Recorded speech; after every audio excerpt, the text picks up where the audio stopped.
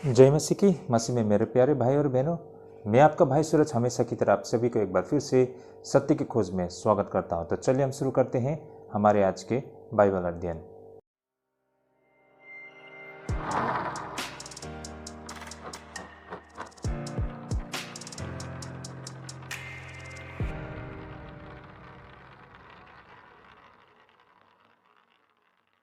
तो एक बार फिर से आप सभी को स्वागत है सत्य की खोज में भाई और बहनों, आज का जो हमारा बाइबल अध्ययन करने का रहेगा वो पहला कोरिन्थी 10 अध्याय 14 से लेकर 22 पद तक रहेगा। काफ़ी रोचक विषय है भाई और बहनों।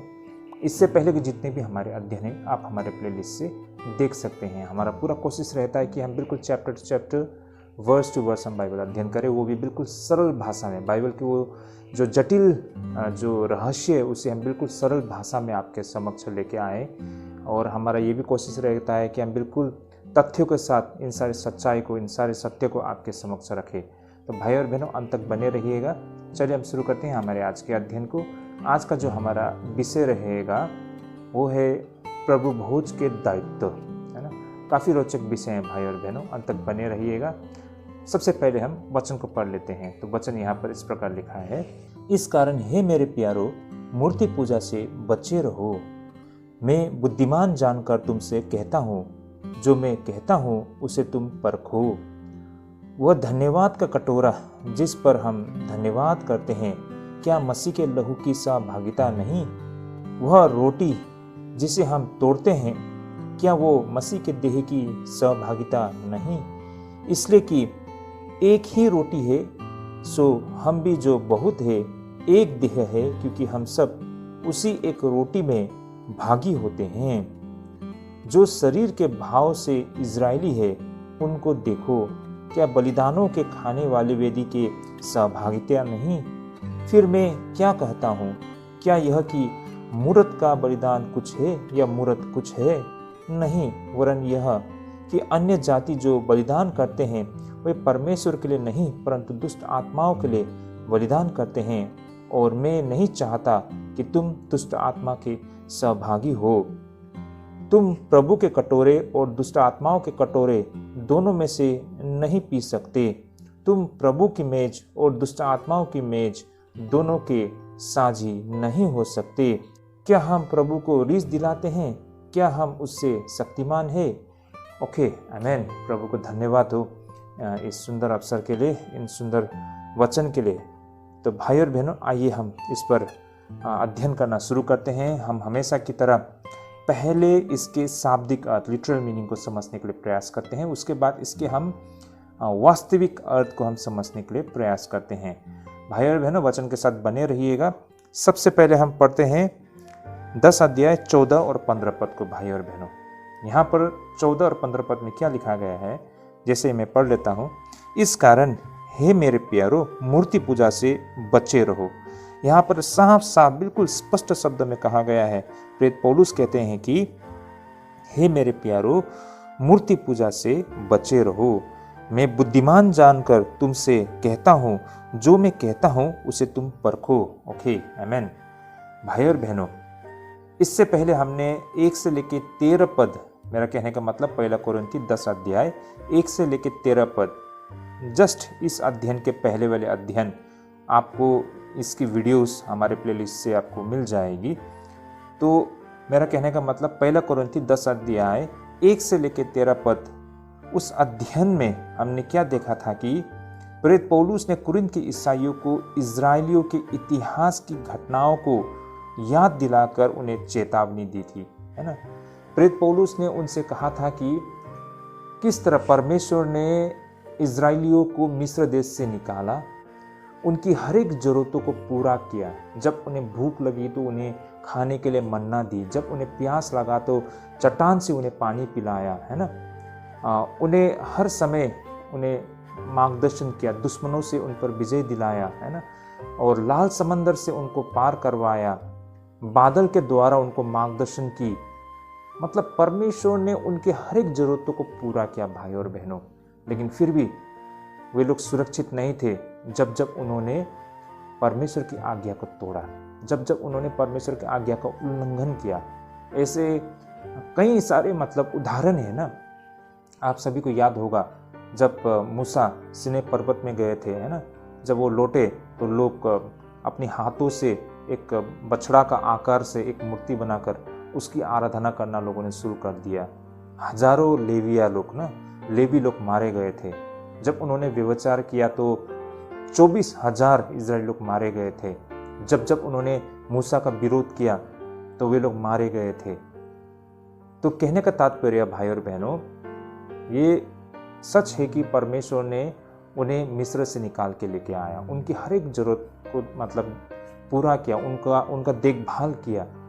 लेकिन फिर भी जब उन्होंने परमेश्वर की आज्ञा नहीं मानी तो उन्हें मृत्यु दंड, इतनी भयानक दंड तक दिया था भाई और बहनों।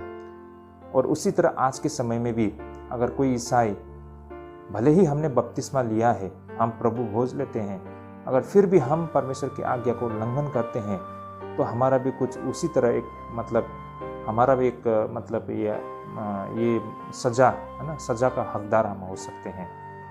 तो ये सारे चेतावनी प्रेरित पौलुस ने इजराइलियों को दी थी। और इजराइलियों की जो पुरानी इतिहास से है ना, उन यहूदियों को, कुरिन्थ के जो विश्वासी लोग थे, उनको ये चेतावनी दी थी भाई और बहनों। अब आज जो हम यहाँ पर देख रहे हैं, मेरा कहने का मतलब 1 कोरिन्थी 10 अध्याय 14 से लेकर 22 पद में, अब यहाँ पर फिर से एक बार कुरिन्थ के मंडली को प्रेरित पौलुस बहुत ही कड़ा आदेश देते हुए हमको दिखाई पड़ते हैं, है ना। इससे पहले वो चेतावनी दे रहे थे कि सुधर जाओ, है ना, कुछ भी ऐसा कुछ मत करो जिसके वजह से आपको भयानक दंड मिल सकता है। अब यहाँ पर प्रेरित पौलुस उन्हें एक कड़ा आदेश देते हुए हमको दिखाई पड़ता है ना, कि वो उन्हें कहते हैं कि मूर्ति पूजा से दूर रहना, है ना। वो उनको चेतावनी और उन्हें आदेश देते हैं कि मूर्ति पूजा से दूर रहना चाहिए। वे समझदार लोग थे, अंततः उन्हें ये समझना चाहिए कि उनकी बातें सत्य है। तो ये बातें हमको 14 और 15 पद में दिखाई पड़ती है। अब हम देखते हैं 16 से लेकर 17 पद में भाई और बहनों, फिलहाल मैं इसके शाब्दिक अर्थ मात्र बता रहा हूँ, ठीक है ना, इसके लिटरल मीनिंग को। 16 से लेके 17 पद में 16 और 17 पद में क्या कहा गया, इसे हम पढ़ लेते हैं। यहाँ लिखा है, वो धन्यवाद का कटोरा जिस पर हम धन्यवाद करते हैं, क्या मसीह के लहू की सहभागिता नहीं? वो रोटी जिसे हम तोड़ते हैं, क्या वो मसीह की देह की सहभागिता नहीं? इसलिए कि एक ही रोटी है, सो हम भी जो बहुत है एक देह है, क्योंकि हम सब उसी एक रोटी में भागी होते हैं। ओके, 16 और 17 पद में भाई और बहनों, यहाँ पर हम देख पाते हैं कि वे प्रभु भोज साझा किया करते थे। यहाँ पर प्रभु भोज का एक विशेष अर्थ था भाई और बहनों। वे मसीह की याद में रोटी खाया करते थे और एक साथ कटोरा लिया करते थे। इससे यह साबित होती थी कि उनके और मसीह के बीच एक गहरा संबंध है ना, और साथ ही ईसाइयों के बीच आपस में भी एकता बनी रहती है। ऐसा इसलिए है क्योंकि वे कटोरा एक साथ साझा किया करते थे और रोटी को भी एक साथ खाया करते थे। इससे वे आपस में एक समान हो जाते थे भाई और बहनों, ये प्रैक्टिस आज भी हम करते हैं ना। हम प्रभु भोज लेते हैं और ये प्रभु भोज लेने का ये दिखाता है कि हम मसीह के साथ एक हैं, है ना। हम मसीह के प्रति वफादार हैं, मसीह के इंतजार में हैं, हमारा ध्यान मात्र मसीह में है। मसीह के वो महान बलिदान को हमें याद दिलाती है ना। और उस लहू, उस बलिदान के वजह से आज हम मसीह में हैं। और हमारे साथ जितने भी जो बाकी विश्वासी भाई बहन लोग हैं, हम सभी ने एक साथ इस मेज को साझा किया है। इससे हम सारे विश्वासी भाई बहन भी एक हो गए हैं, ये दिखाता है भाई और बहनों, है ना। तो ये आज तक भी कंटिन्यू है भाई और बहनों। तो यही बातों को यहाँ पर 16 और 17 पद में कहा गया है। आगे 18 पद में हम देखते हैं, यहाँ पर क्या कहा गया है 18 पद में, जो शरीर के भाव से इजरायली है उनको देखो, क्या बलिदानों के खाने वाले वेदी के सहभागिता नहीं? 18 पद से ये बातें हमको और भी स्पष्ट होती है कि जैसे जब इजरायलियों ने बलि के भोजन लेने के बाद क्या हो गया कि वे ईश्वर की आराधना में वो एक हो गए थे। ये बातें यहाँ पर 18 पद में बताया गया है। अब आगे देखते हैं 19 से लेके 21 पद में भाई और बहन, मैं इसे पढ़ लेता हूँ। जैसा लिखा है, फिर मैं क्या कहता हूँ, क्या यह कि मूरत की बलिदान कुछ है या मूरत कुछ है? नहीं, वरन यह कि अन्य जाति जो बलिदान करते हैं वे परमेश्वर के लिए नहीं परंतु दुष्ट आत्मा के लिए बलिदान करते हैं, और मैं नहीं चाहता कि तुम दुष्ट आत्माओं के सहभागी हो। तुम प्रभु के कटोरे और दुष्ट आत्मा के कटोरे दोनों में से नहीं पी सकते। तुम प्रभु की मेज और दुष्ट आत्मा की मेज दोनों के साझी नहीं हो सकते। ओके, आमेन। यहाँ पर ये बातों को बिल्कुल स्पष्ट तरीका से बताया गया है। यहाँ पर जो हम समझ सकते हैं वो ये था कि जब मूर्ति पूजक लोग बलि चढ़ाते हैं तो वे इसे वास्तविक देवताओं को नहीं चढ़ाया करते हैं, है ना। और कोरिन्थ के ईसाई इस बात पर सहमत थे कि मूर्तियाँ वास्तव में अस्तित्व में है ही नहीं, लेकिन फिर भी उनका ये सोचना बिल्कुल ये गलत था कि वे मूर्ति पूजा में चढ़ाया गया भोजन को खा सकते हैं। इसे सामाजिक अवसर समझ के हल्के में नहीं लेना चाहिए, और इसके लिए प्रेरित पौलुस ने 2 कारण बताए थे। इस पर हम आगे चर्चा करते हैं भाई और बहनों। तो भाई और बहनों, यहाँ पर 19 से 21 पद में जो बातें कही गई है ये बहुत ही व्यवहारिक बातें हैं ना। जैसे कि यहाँ पर 20 पद में बताया गया है ना, अन्य जाति बलिदान करते हैं, वे परमेश्वर के लिए नहीं परंतु दुष्ट आत्माओं के लिए बलिदान करते हैं, और मैं नहीं चाहता कि तुम दुष्ट आत्मा के सहभागी हो। देखिए यहाँ पर भाई और बहनों, जो मूर्ति पूजा करने वाले लोग, इनफैक्ट आज के समय में भी हमारे देश में भी हमको दिखाई पड़ता है ना, मूर्ति के सामने जाके लोग बलि चढ़ाया करते हैं, और देखा जाए तो उनका मानना है कि वो ईश्वर को बलि चढ़ा रहे हैं, लेकिन दरअसल वो ऐसे ईश्वर को बलि चढ़ा रहे हैं, वो मूर्तियों में ऐसे कुछ भी जान नहीं है। वास्तव में वे वास्तविक एक सच्चे देवता, एक सच्चे परमेश्वर को नहीं चढ़ा रहे थे ये बलि।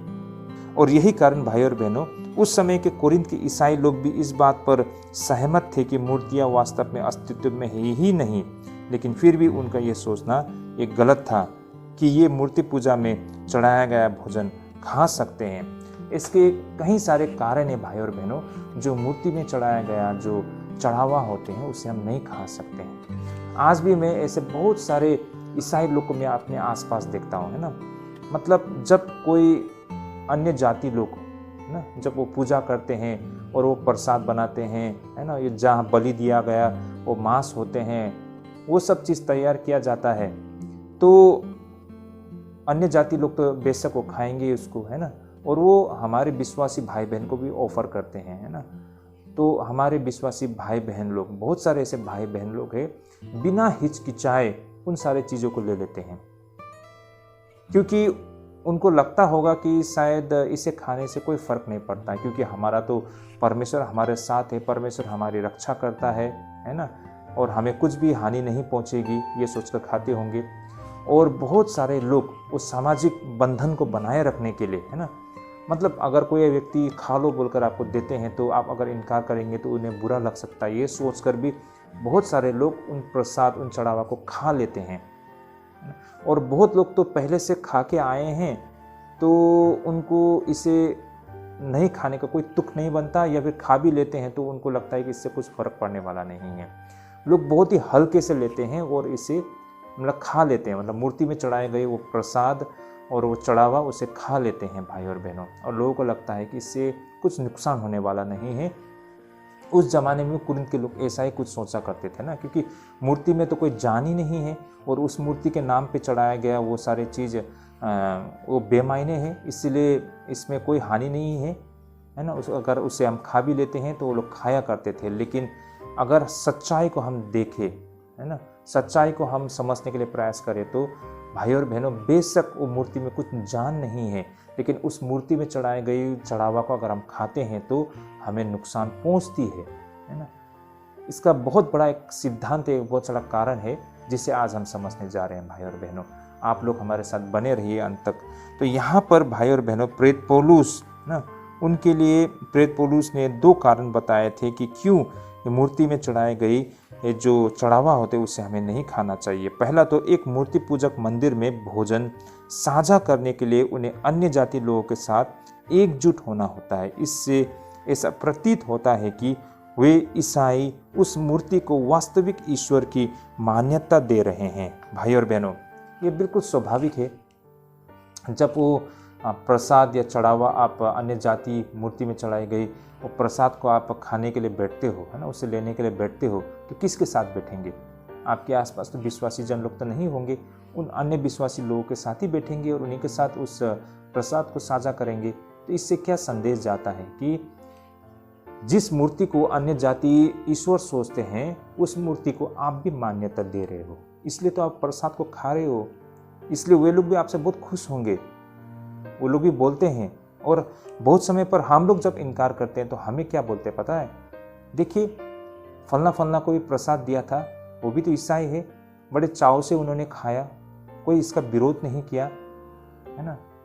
तो ये हमारे लिए बहुत बड़ा बाधा बन जाता है ना, हमारे लिए भी एक बहुत बड़ा मतलब मुसीबत आ जाता है ना। इससे हम क्या बोलेंगे? क्या वो लोग सच्चे ईसाई नहीं हैं, या फिर उनको सत्य की समझ नहीं है, या फिर मैं ज़्यादा दिखा रहा हूँ, है ना, मतलब एक कट्टर ईसाई होने का मैं ढोंग कर रहा हूँ, क्या कहूँ मैं उनको, है ना? क्या या फिर ये बोलूँ कि वो लोग लापरवाह ईसाई है। अब एक अन्य जाति व्यक्ति को ये सारी बातें मैं कैसे कहूँ भाई और बहनों, है ना। तो बहुत मुश्किल पड़ जाता है।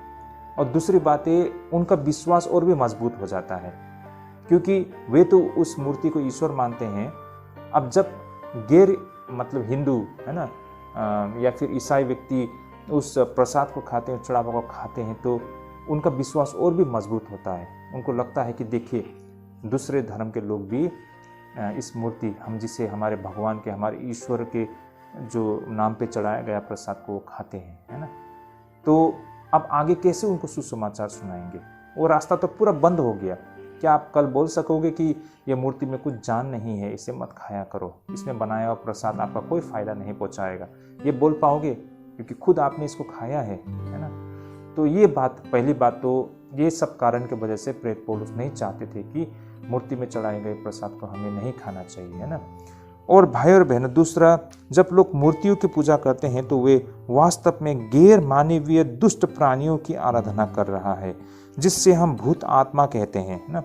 अब यहाँ पर एक ईसाई उस मूर्तियों के चढ़ाए गए भोजन में भाग लेते हैं, तो ये दिखाता है कि वो ईसाई भूत आत्माओं के साथ भागीदारी बन गए हैं। भाई और बहनों, मेरी बातों को आप लोग समझ पा रहे होंगे ना।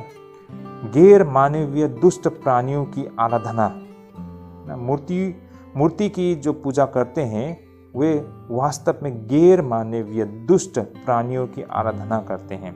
बेशक उस मूर्ति में ना, खुद वो मूर्ति में वो जान नहीं है, किसी भी प्रकार को शक्ति, दिव्य शक्ति उस मूर्ति में नहीं है, हाथों से बनाया, इंसान ने बनाया मूर्ति है, लेकिन उस मूर्ति के पीछे जो मानवीय मतलब गैर मानवीय ना, वो मनुष्य नहीं, लेकिन एक दुष्ट प्राणी की मतलब उस पर छाप होती है। अब इस तरह की मूर्ति जिस पर दुष्ट आत्मा की मतलब हाथ हो, उसके नाम पे बनाया गया, उसको चढ़ाया गया, ऐसे चीज़ों को अगर आप खाते हैं, उससे पीते हैं, तो ये दिखाता है कि वो ईसाई भूत आत्माओं के साथ भागीदारी बन गए हैं। जिस तरह भाई और बहनों हम प्रभु भोज लेते हैं ना, हमारा प्रभु भोज लेने से क्या होता है?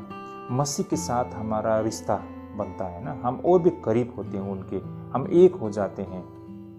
और उसी तरह भाई और बहनों, हम जब हमारे अन्य भाई बहन लोग के साथ मिलकर एक साथ हम प्रभु भोज लेते हैं, एक ही मेज में बैठकर, और एक ही रोटी और एक ही दाक मधु को हम लोग ना, एक दाक रस को हम एक साथ साझा करते हैं, तो ये दिखाता है कि हम आपस में अब एक हो गए हैं ना। मसीह के प्रेम में हम सारे लोग एक हो गए हैं, भाई बहन बन गए हैं हम, है ना। तो हम भागीदारी बन गए हैं, उस प्रभु भोज की भागीदारी बन गए हैं। उसी तरह अगर हम दुष्ट आत्मा के छाप पड़ा हुआ उस मूर्ति में चढ़ाई गई उस चढ़ावे को हम अगर साझा करते हैं गैर ईसाइयों के साथ, तो हम उस प्रक्रिया का भाग बन जाते हैं। तो भाई और बहनों, सोचिए तो ये कितनी भयानक बातें है ना, ये कितनी भयानक बातें हैं भाई और बहनों। हम इसे बहुत हल्के से लेते हैं ना। मतलब समाज में अपना सभी के साथ एक अच्छा रिश्ता बनाने के चक्कर में हम जो कुछ हमको नहीं करना होता वो भी हम कर बैठते हैं, है ना। और इसे हम बहुत ही हल्के से लेते हैं। लेकिन अननोइंगली, अनजाने में ही, अनजाने भी कैसे बोलेंगे ना हम, मतलब अपनी साख बचाने के लिए हम ये सब कुछ करते हैं, लेकिन इसका नतीजा हमने सोचा भी नहीं होगा, लेकिन उस तरह से हमारे जीवन में पड़ता है जो आगे जाके हमारे लिए बहुत ही मतलब भयानक चीज़ बन जाते हैं भाई और बहनों। तो इस तरह भाई और बहनों, इन ईसाइयों ने अपने कार्यों से दिखाया था कि वे भूत आत्माओं के उद्देश्य को पूरा कर रहे थे। वे इस तरह दुष्ट आत्माओं का काम कर रहे थे क्योंकि वे अन्य ईसाइयों के विश्वास को नष्ट कर रहे थे। वे अन्य जातियों को उचित सत्य को जानने से रोक रहे थे। भाई और बहनों, एक ही समय में यीशु मसीह और दुष्ट आत्मा की आराधना करना संभव नहीं है भाई और बहनों, है ना। ये तो बिल्कुल समझने वाली बातें हैं। हम एक ही समय में हम परमेश्वर के साथ में भी वो मेज को साझा करना और दूसरे समय हम दुष्ट आत्मा के साथ रहकर उनके साथ वो मेज को साझा करना, ये संभव नहीं है। लेकिन बहुत लोग इसे संभव बनाने के लिए प्रयास करते हैं, है ना। अभी अनफॉर्चुनेटली बोल सकते हैं, ऐसे लोग ईसाई परिवार में पैदा हो लेते हैं या फिर किसी कारणवश वो ईसाई बन जाते हैं, लेकिन उनको वही पुराना जीवन जीना होता है। तो हमारे बीच में आते हैं तो वो ईसाई बनते हैं, और हमारे बीच से निकल के चल जाते हैं तो वो एक अन्य जाति बन जाते हैं ना। दोनों जगह वो बैलेंस करते हैं, और यीशु के कारण बहुत लोगों को हानि पहुंचता है। वो खुद का जीवन के लिए भी मुसीबत बनता है और दूसरों के लिए भी वो एक बहुत बड़ा मुसीबत बनते हैं। मैंने खुद देखा है, ऐसे बहुत सारे ईसाई लोग हैं, है ना। बचपन से ईसाई परिवार में पैदा हुआ है। आज वो मतलब होता है ना, किसी विश्वकर्मा पूजा आते हैं और वो पूजा करते हैं और उसमें बहुत सारा खिचड़ी बनाते हैं, चढ़ावा तैयार किया जाता है, प्रसाद बनाते हैं, और ईसाई लोग मज़े से उसे खा रहे होते हैं। उनको कुछ जैसा नहीं लगता है ना। तो उसे देखकर दूसरे लोग क्या बोलते हैं, वो लोग तो खुश होते हैं, है ना। जो हिंदू लोग होते हैं वो तो बहुत खुश होते हैं, देखो ईसाई लोग आकर खा रहे हैं, है ना।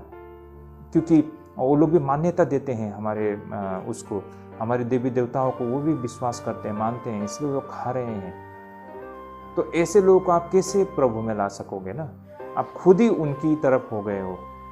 तो ये सब कुछ चल रहा है भाई और बहनों। तो यही कुछ था भाई और बहनों यहाँ पर 19 से लेके 21 पद में कहने का मतलब।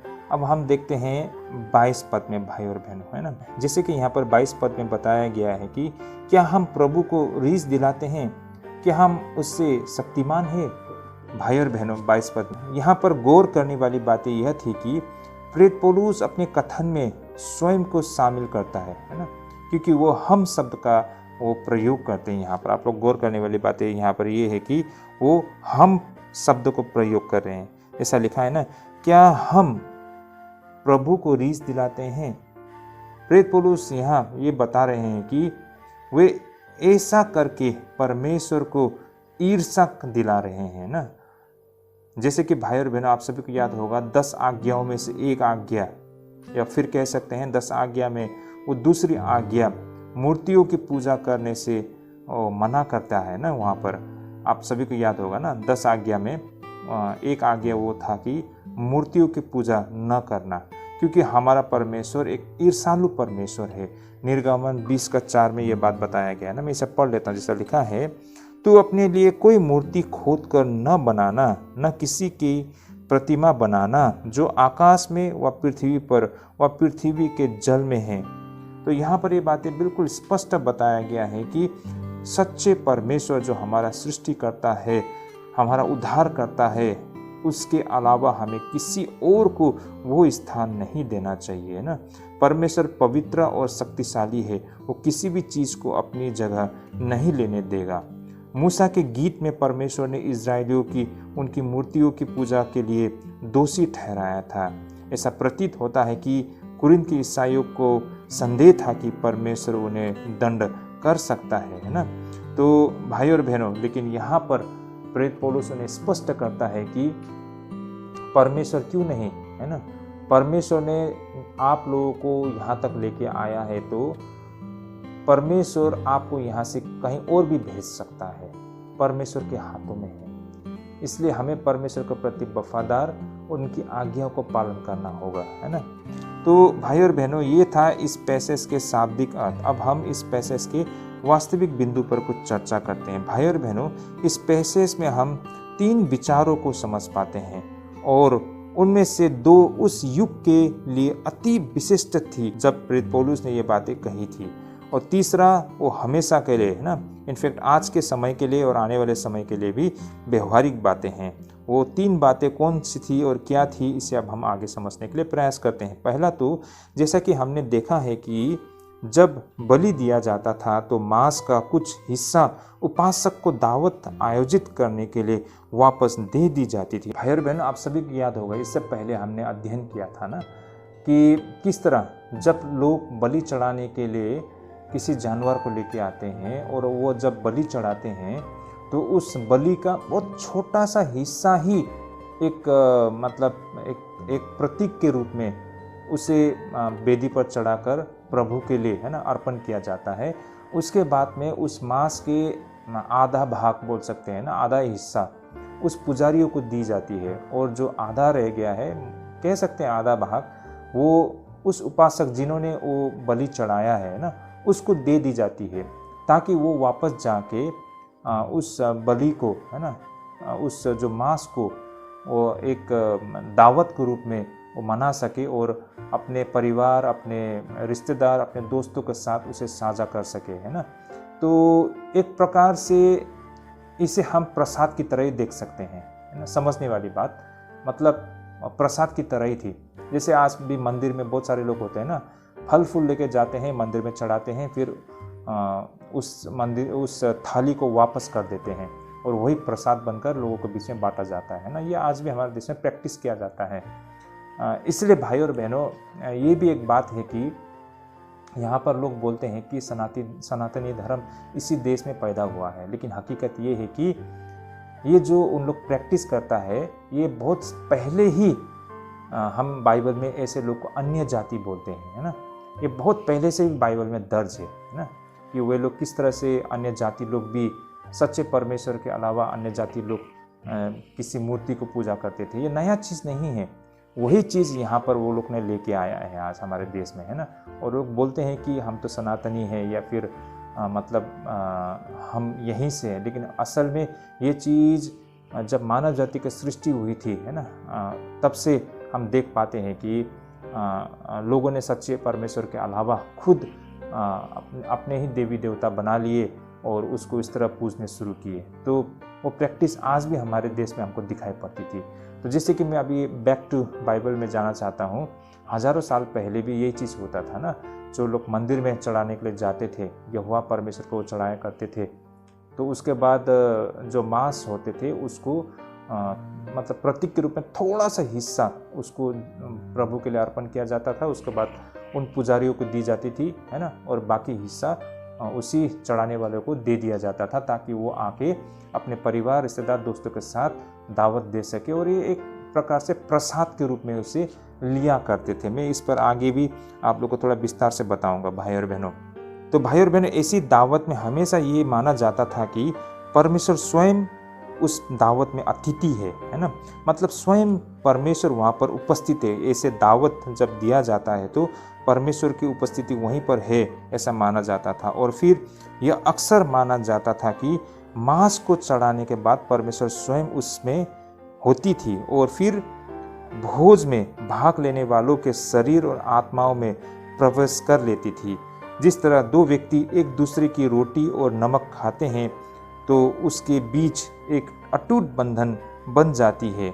भाई और बहनों, जिस तरह हम आज के समय में प्रभु भोज लेते हैं ना, अब हम बलि तो नहीं चढ़ाते हैं, लेकिन हम प्रभु भोज लेते हैं। तो प्रभु भोज हमें दिखाता है ना, जब हम प्रभु भोज लेते हैं तो ये दिखाता है कि अब मसीह और हम मसीह में हैं, है ना। ये साबित होता है ना, हम में वननेस, हम प्रभु के लिए हैं, हम प्रभु के लिए समर्पित है, प्रभु हम में है, ये हमें एहसास कराता है भाई और बहनों। और इनफैक्ट इतना ही नहीं, हम सारे लोगों ने जो एक साथ मिलकर वो प्रभु भोज लिया है ना, एक ही रोटी को हमने तोड़ा है और हमने एक साथ लिया है ना, तो ये दिखाता है कि हम आपस में एक बन चुके हैं, है ना, प्रभु में हम एक बन चुके हैं। तो यही स्वरूप अभी भी हमको दिखाई देता है प्रभु भोज के रूप में। आज हम बलि तो नहीं देते हैं ना, क्योंकि यीशु मसीह ने हम सबके लिए हमेशा के लिए बलि दे दिया है। अब उसी बलिदान को याद करते हुए आज हम ये सारी चीज़ों को लिया करते हैं नए, मतलब न्यू टेस्टामेंट में, है ना। ओल्ड टेस्टामेंट वो जा चुका है, न्यू टेस्टामेंट में आज हम ये सब चीज़ देख पाते हैं भाई और बहनों। इस तरह भाई और बहनों, बलि के भोजन ने परमेश्वर उसके उपासक के बीच एक वास्तविक संबंध स्थापित कर दिया था। बलिदान देने वाला व्यक्ति वास्तविक अर्थ में वेदी का हिस्सेदार होता था। उनका परमेश्वर के साथ रहस्यवादी संवाद होता था। भाई और बहनों, दूसरा, उस जमाने में सारा संसार भूत आत्माओं पर विश्वास किया करता था। भाई और बहनों, जैसे कि उस जमाने में ये यूनानी लोग जो होते थे ना, हर झरने, उनका मानना था कि हर जो झरने होते हैं, हर वो जो उपवन होते हैं, हर वो पहाड़, हर वो पेड़, हर वो धारा, हर वो तालाब, हर चट्टान, हर जगह का अपना भूत आत्मा होती थी। प्रत्येक फव्वारे और प्रत्येक पर्वत शिखर में अदृश्य शक्ति थी। हवा में सांस लेते हुए और बिजली में चमकते हुए शक्ति थी। भाई और बहनों, इतना ही नहीं, सूर्य और तारे के किरण में भी अदृश्य शक्ति होती थी। भूकंप और तूफान में भी आह भरते हुए अद्भुत शक्ति होती थी। पूरी दुनिया ही भूत आत्मा या फिर दुष्ट आत्माओं से भरी पड़ी हुई है, ऐसा एक ग्रीक लोगों का मानना था। भाई और बहनों, और उसी तरह यहूदी लोग इन्हें सहदीन कहा करते थे।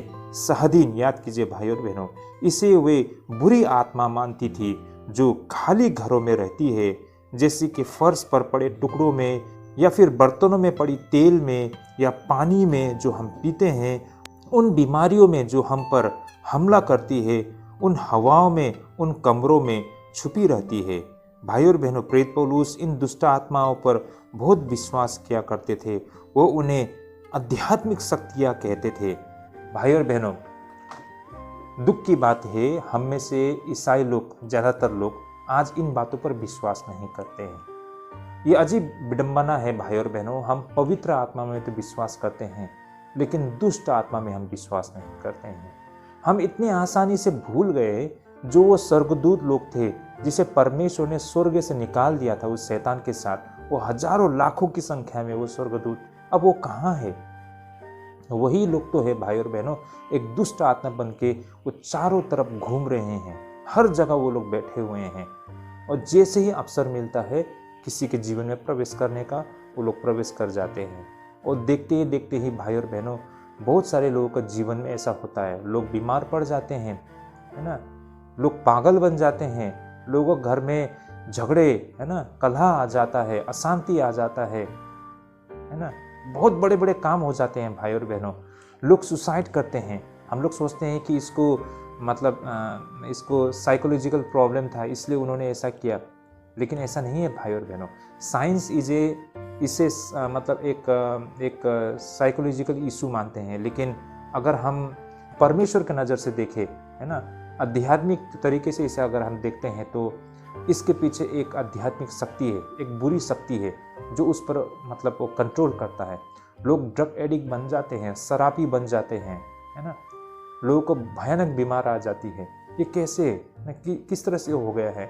लोग एक समय में बहुत अमीर थे, अचानक वो गरीब बन जाते हैं, है ना, और बहुत लोग गरीब थे, अचानक अमीर बन जाते हैं।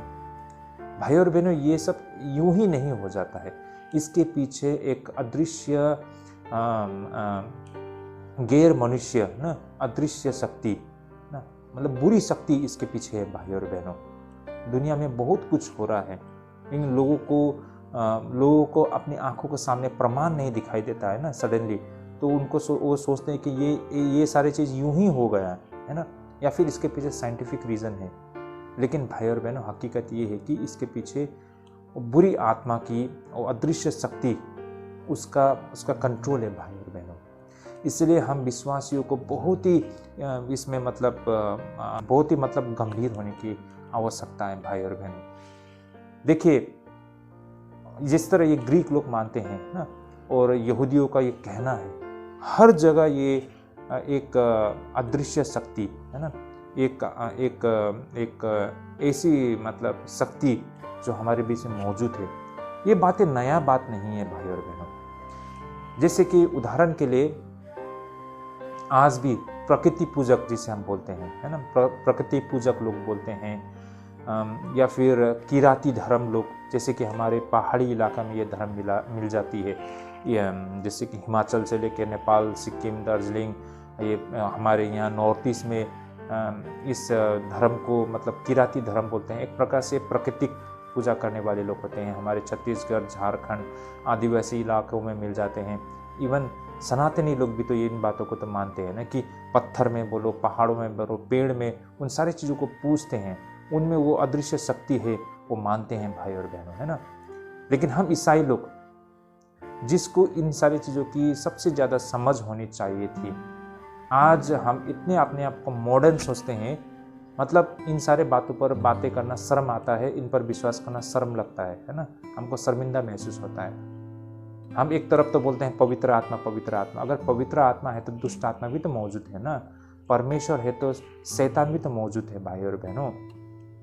तो हम अपने आप को मतलब ऐसा लगता है कि इन बातों पर चर्चा करना, इन पर विश्वास करना, ये एक अंधविश्वास का प्रतीक है, हमको ऐसा लगता है। देखिए, अंधविश्वास कुछ अलग चीज़ है और इन आध्यात्मिक दुनिया को समझना वो दूसरी बातें हैं भाई और बहनों, है ना। तो इसे हम मतलब एक साथ मतलब नहीं जोड़ सकते हैं। लेकिन जो लोग इन सारी चीज़ों को फ़र्क कर नहीं पाते हैं, वो लोग को लगता है कि ये दोनों चीज़ एक ही है भाई और बहनों। लेकिन ऐसा नहीं है। हमारे चारों ओर ऐसे अनदेखी शक्तियाँ घूम रही है। अगर हम थोड़ा भी लापरवाह करेंगे तो ये हम पर उसका हमला हो जाता है भाई और बहनों। इसलिए ईसाई परिवार में भी ऐसे हम बहुत सारे लोग देखते हैं ना, सडनली वो सुसाइड कर लेते हैं। सडनली कोई व्यक्ति ठीक था, वो मर जाते हैं। ऐसा नहीं है भाई और बहनों। इसके पीछे बहुत जटिल एक प्रक्रिया है, जिसे हमें समझना थोड़ा कठिन लगता है अगर हम इस पर गंभीर नहीं होते हैं तो। भाई और बहनों, यहाँ पर प्रेरित पौलुस उनका दृष्टिकोण ये था कि एक मूर्ति कुछ भी नहीं है ना। ये बिल्कुल स्वाभाविक है। हाथों से बनाया, मिट्टी से बनाया उस मूर्ति, है ना, वो तो परमेश्वर नहीं, वो ईश्वर नहीं है, वो भगवान नहीं है, उसमें कोई दिव्य शक्ति नहीं है और उसका कोई भी मतलब भी नहीं बनता है ना। वो बेमायने है वो मूर्तियाँ। लेकिन मूर्ति पूजा का सारा व्यवसाय के पीछे भूत आत्माओं का कार्य होता था। इसके द्वारा उन्होंने मनुष्य को परमेश्वर से दूर कर दिया था, क्योंकि जब लोगों ने मूर्तियों की पूजा किया तो लोगों ने सोचा कि वे परमेश्वर की पूजा कर रहे हैं। लेकिन वास्तव में वे इन घातक आत्माओं द्वारा लोगों को बहकाए जा रहे थे भाई और बहनों। मूर्ति पूजा मनुष्य को ईश्वर के नहीं बल्कि दुष्ट आत्माओं के संपर्क में ला रही थी और इन मूर्ति पूजा से जुड़ी किसी भी चीज पर दुष्ट आत्मा का छाप लगा होता है भाई और बहनों। मूर्तियों को चढ़ाया गया मांस वैसे कुछ भी नहीं थी, लेकिन तथ्य ये है कि इसने दुष्ट आत्माओं के उद्देश्य को पूरा किया था और इसलिए यह एक प्रदूषित वस्तु थी भाई और बहनों ना। एक दूषित चीज, अनक्लीन, है ना, ये अशुद्ध चीज है। इसलिए हम विश्वासियों के लिए, जो सच्चे परमेश्वर की आराधना करते हैं, जो पवित्र परमेश्वर की आराधना करते हैं, जिसके प्रति हम वफादार रहने के लिए हमने प्रभु भोज लिया है, उनके साथ वो मेज को साझा किया है, ऐसे विश्वासियों के लिए ये एक अशुद्ध चीज़ है भाई और बहनों। क्योंकि इन सारी चीज़ों में दुष्ट आत्मा की छाप है भाई और बहनों, है ना। बेशक वो मूर्ति, उसमें कुछ जान नहीं है, उसमें चढ़ाया गया चढ़ावा उसको कोई मायने नहीं बनता है, लेकिन उस मूर्ति के पीछे जो सोच है ना, वो दुष्ट आत्मा की कार्य होती है। इसलिए उस मूर्ति पर दुष्ट आत्मा की छाप लगा है और ऐसे मूर्ति पर चढ़ाया गया चीज़ों को अगर हम खाते तो हम भी दूषित हो जाते हैं ना। तो ये कहने का मतलब प्रेरित पौलुस का था और ये बातें बिल्कुल व्यवहारिक है भाई और बहनों। ये बातें आज भी उतना ही लागू है और आने वाला समय भी ये लागू बना रहेगा, है ना। हम परमेश्वर के स्थान पर किसी को हम आराधना नहीं कर सकते हैं और जो कोई परमेश्वर के अलावा किसी अन्य चीज़ की आराधना करते हैं तो उसके पीछे की सोच में अशुद्ध आत्माओं की मतलब हाथ होती है भाई और बहनों। अब तीसरा विषय भाई और बहनों, यहाँ पर मान्यताओं की इस प्राचीन समूह से एक स्थायी सिद्धांत निकल कर आती है। जैसे कि एक व्यक्ति को जो यीशु मसीह की मेज पर बैठ चुका है, वह आगे को उस मेज पर नहीं बैठ सकता जो दुष्ट आत्माओं का उपकरण हो। यदि कोई व्यक्ति मसीह के देह और लहू का भाग बना है तो वो ऐसी चीजों को नहीं छू सकता है भाई और बहनों। इसे हम इस तरह समझ सकते हैं। एक बार की बात थी, यीशु मसीह की महानतम मूर्तियों को थोरवाल्ड सेन द्वारा बनाया गया था भाई और बहनों। कहने का मतलब एक बहुत ही प्रसिद्ध मूर्ति बनाने वाले व्यक्ति ना, मूर्तिकार, एक कलाकार ने यीशु मसीह की मूर्ति को बनाया था और वो मूर्ति आगे जाके बहुत ही प्रसिद्ध बन गया था। तो लोगों ने देखा है कि वो मूर्तिकार ने उस मूर्ति को, है ना, उस कलाकार ने उस मूर्ति को बहुत ही सुंदर तरीके से बनाया है और सारा दुनिया ने उसको मतलब एक्सेप्ट किया है ना, सारे दुनिया ने उस कला को, उसकी उस कला को सराहा है। तो भाई और बहनों, अब क्या होता है कि लोग उस मूर्तिकार के पास ये पेशकश लेके आते हैं कि वो मूर्तिकार उनके देवी देवताओं की भी मूर्ति बनाए, है ना। तो उसके लिए वो उनके साथ पेशकश करते हैं। तो उस समय उस मूर्तिकार का ये जवाब था, जिस हाथ ने ईसा मसीह के रूप को उकेरा है वो कभी किसी अन्य जाति देवी देवताओं के रूप को नहीं उकेर सकता। कहने का तात्पर्य भाई और बहनों, जिस हाथ ने परमेश्वर की सेवा किया है ना, अब ये हाथ दोबारा किसी और की सेवा करने के लिए मतलब वो अब खाली नहीं है ना। ये हाथ परमेश्वर के लिए मतलब अर्पण किया गया है। ये हाथ अब परमेश्वर के लिए मात्र उठेगा। कहने का मतलब ये है ना। तो जिस महान चीज के लिए उन्होंने हाथ उठाया है ना, वो हाथ अब ऐसे दूषित कामों के लिए नहीं उठेगा। कहने का मतलब ये था भाई और बहनों। तो भाई और बहनों, ये सब उस समय कुरिन्थ के विश्वासियों के लिए भी सत्य था और आज के समय के लिए भी उतना ही सत्य है कि जिस व्यक्ति ने मसीह के पवित्र कार्य में सहभागिता लिया, वो अपने हाथों को नीच और अयोग्य वस्तु से गंदा नहीं कर सकता है। भाई और बहनों, ये बातें बिल्कुल यहाँ पर स्पष्ट है ना।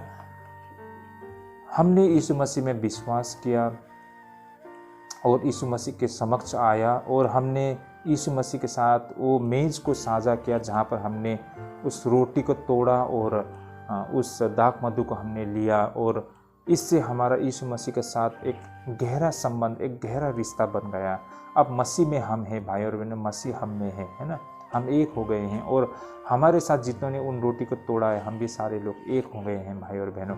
अब जब हम मसीह के हो गए हैं तो हम कैसे संसार के हो सकते हैं, है ना। हम सांसारिक जीवन किस तरह जी सकते हैं।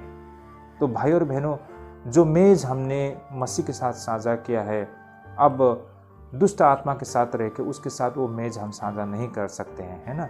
तो इसलिए भाई और बहनों, हमें हर समय ये बात को हमें नहीं भूलना चाहिए कि हम प्रभु के जन हैं ना। हम यीशु मसीह का अनुसरण करते हैं, हम यीशु मसीह के पीछे चलने वाले हैं, है ना। मेरा एक दायित्व है, मेरा एक जिम्मेदारी है ना, मेरा एक ऑब्लिगेशन है, मेरा एक रिस्पॉन्सिबिलिटी है। मैं इसे इतने हल्के से नहीं ले सकता, है ना। तो ये बातों को हमें हमेशा याद रखना होगा। बस प्रभु भोज ले लिया, है ना, बपतिस्मा तो ले चुका है, उसके बाद महीने महीने हम प्रभु भोज लेते हैं और बस वो बिंदास हो गया, उसके बाद जो चाहे वो करेंगे, है ना। तो भाई और बहन, अगर ऐसा करते हैं तो हम मसीह को धोखा दे रहे हैं, है ना। और मसीह के स्थान पर हम किसी और को जगह दे रहे हैं। ये कितनी भयानक बातें हैं भाई और बहनों। तो इसलिए भाई और बहनों, हम उन लोगों के साथ मेज साझा नहीं कर सकते हैं जो शराब पीते हैं, दारू पीते हैं और लीला क्रीड़ा ये सब किया करते हैं, है ना। हम उन लोगों के साथ वो मेज साझा नहीं कर सकते हैं जो करप्शन करते हैं, ब्राइब लेते हैं, है ना, जो घूस लेते हैं। ऐसे लोगों के साथ हम मेज साझा नहीं कर सकते हैं। ऐसे लोगों के साथ हम मेज साझा नहीं कर सकते हैं जहाँ गंदी चीज़ों को देखा करते हैं, है ना, जहाँ पर चालबाजी होते हैं, ठगने का काम होता है ना, लूटने का काम होता है। ऐसे लोगों के साथ हम मेज साझा नहीं कर सकते हैं। हमें उन्हीं लोगों के साथ उस मेज को साझा करना है जो मसीह के जन होते हैं भाई और बहनों। लोग बड़ी आसानी से भूल जाते हैं। थोड़ी देर पहले यीशु मसीह के साथ उन्होंने उस मेज को साझा किया, फिर वहाँ से निकल के अब वो किसी और के साथ, ऐसे लोगों के साथ मेज साझा कर रहे हैं जो गंदा है ना। और वो उन हाथों को, उन मुंह को वो अशुद्ध कर देते हैं भाई और बहनों। उसके बाद देखिए उस व्यक्ति के जीवन में कितनी प्रकार की अशांति आते हैं, है ना, कितना समस्या होता है उस व्यक्ति के जीवन में। हमारे जीवन में किसी भी तरीके की बुराई जब होते हैं, मतलब खराब समय आता है ना, मैं देखता हूँ वो लोग बहुत ही बुरी तरीके से बीमार पड़ जाते हैं। उसके जीवन में फाइनेंशियल मतलब ये समस्या आ जाती है ना, आर्थिक समस्या आ जाती है, घर में कलेश होता है ना, विपत्ति आते हैं, एक्सीडेंट होता है, मतलब जॉब चली जाते हैं, बहुत ही बुरा होते हैं। देखिए, इसके पीछे का कारण कहीं ना कहीं आपने अपने जीवन में उन दुष्ट आत्माओं को न्योता दिया है। दुष्ट आत्मा तो मतलब हमेशा अवसर की तलाश में होते हैं और आपने उनको अपने जीवन में न्योता दिया और इसका नतीजा बहुत ही भयानक, मृत्यु तक हो जाती है लोगों की, है ना। तो कितनी भयानक बातें हैं। तो मत भूलिए भाई और बहनों, हमने मसीह के साथ मेज को साझा किया है। अब बाहर जाके हम किसी और से मेज को साझा करेंगे तो इसका नतीजा तो अवश्य ही बुरा ही होगा। इसलिए हमें होशियार रहना पड़ेगा भाई और बहनों। प्रभु भोज का जो मेज हमने साझा किया है, इसका बहुत बड़ा दायित्व है भाई और बहनों। तो ये था हमारा आज का अध्ययन। आई होप हम सभी ने इसको एंजॉय किया होगा। अगर आप लोगों को लगता है कि ये सारे अध्ययन व्यवहारिक है तो भाई और बहनों इसे ज़रूर अपने फ्रेंड रिलेटिव सभी के साथ शेयर कीजिए ताकि उन तक भी सच्चाई पहुंच सके। तो भाई और बहनों, आज के लिए हम यहीं पे स्थगित करते हैं। हमने जो सुना है प्रभु हम सबको ढेरों आशीष करे। जय मसीह की।